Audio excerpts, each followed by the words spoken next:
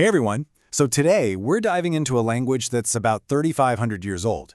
But trust me, this isn't going to be a grammar lesson. We're talking about Sanskrit as a kind of technology, an operating system for reality itself. It's designed not just to describe the world, but to understand consciousness. The big question is, how on earth does it do that? And check this out, our source for this explainer, the Spiritual Sikh, puts it perfectly.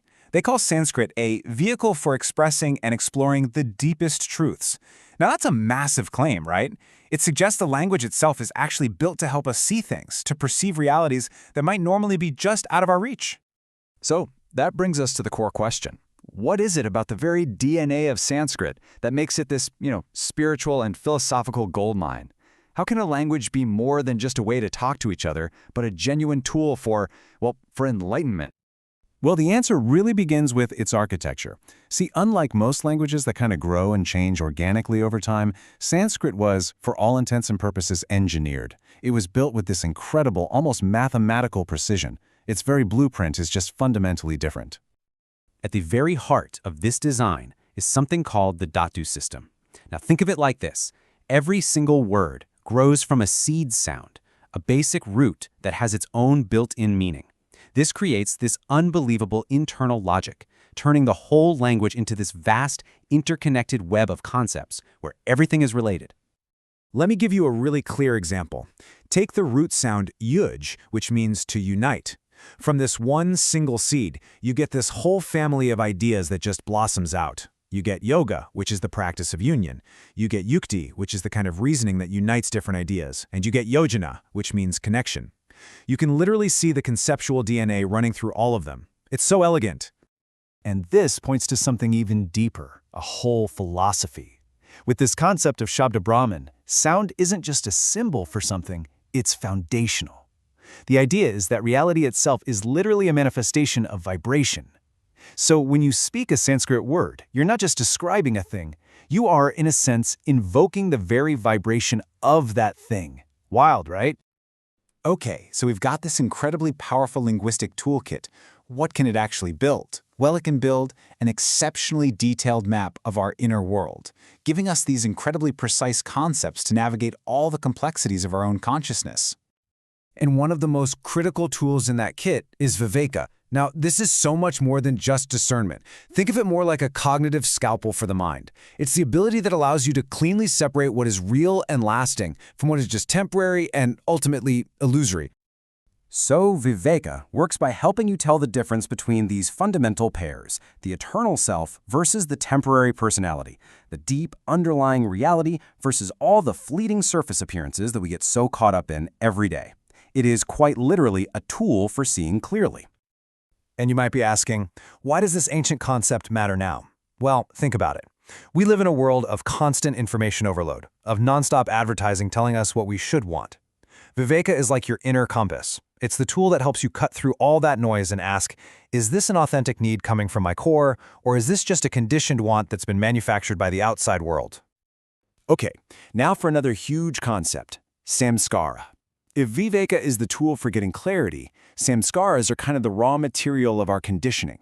They're these subtle imprints, like tiny mental grooves, that get left on our mind by every single thought, every action, every experience we've ever had. They are the building blocks of our habits. And it works in this self-reinforcing loop. See, you perform an action, and that creates a samskara, a mental impression.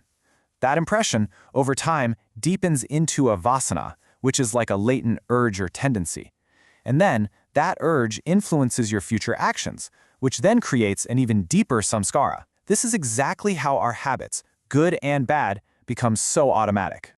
What's absolutely fascinating is how this ancient framework maps perfectly onto concepts from modern psychology.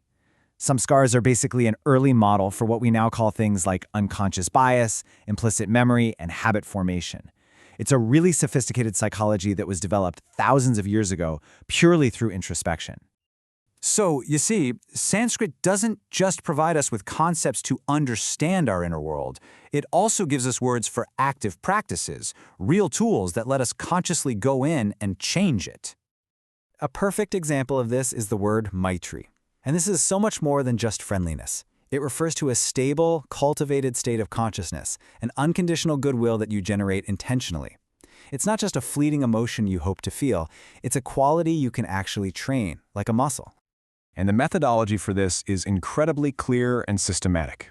You start by cultivating that goodwill toward yourself. Then, you extend it outward in these widening circles, first to friends and family, then to people you feel neutral about, then, and this is the tough part, to difficult people, and finally to all beings everywhere. The goal is to make this state of mind your default setting. All right, let's pull all of this together. We've seen how Sanskrit is built, we've looked at the profound concepts it describes, but what's the bottom line? Why does any of this ancient wisdom really matter to us right here, right now? The key takeaway here is that these aren't just philosophical ideas, they are inner technologies. In an age of total digital noise, Viveka offers a path to clarity. If you want to change bad habits, understanding samskaras is basically your user manual. In a world that feels so polarized, practicing Maitri is a direct way to foster connection, and dhyana, the Sanskrit term for focused meditation, gives us proven techniques to reduce stress. These are practical, ancient solutions for our most modern problems. And that leaves us with one last thought to ponder. We started with this idea that language shapes our reality. So if a language was specifically designed to map consciousness itself, it just begs the question, what new inner worlds, what new ways of being could we build for ourselves if we were to rediscover the profound power that's been encoded within language all along?